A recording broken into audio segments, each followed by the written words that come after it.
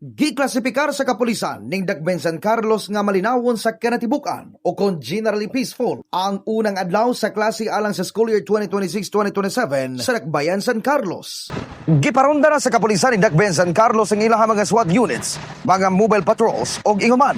Nagbutang mga police assistance desk sa gawas mismo sa bagatunghaan aron nga gilayon nga makareport ang mga katawhan kung in kaso adunay mga insidente nga mulungtad sa palibot.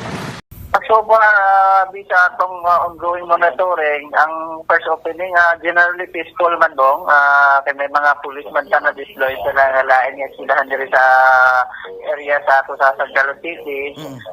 So far, ang assessment na ito, general peaceful man.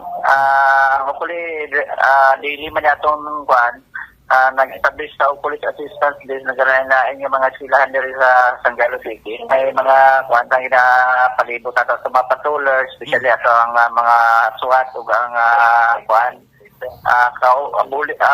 With the help sa ato mga traffic enforcer, para ma-assist ang traffic. Ang sa mga bukirang yatap sa ato mga BPSO dito sa barangay nga kuan, adalaing barangay dito sa ato ang siyudad sa San Carlos para mo tabang po sa para ma-implementar ang katawhay o kalinong sa ilahang mga eskwelahan nga nasakupan.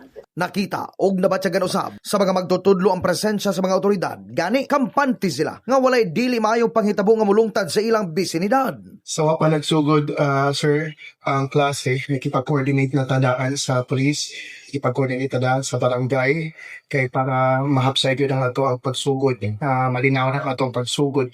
So kung may nguntag coordination makapipara lang sa niyan. Wala man hinoy natala nga magkakulian ang kapulisan na pananginaot kini og koordinasyon sa publiko nga tabangan sila sa pagbantay sa palibot og mo report kanila kung adunay mamatikda nga posibleng makaapekto sa peace and order sa komunidad. In the heart of changing lives, kini si Brigada Bong Iskoro sa 89.3 Brigada News FM San Carlos, the Music and News Authority.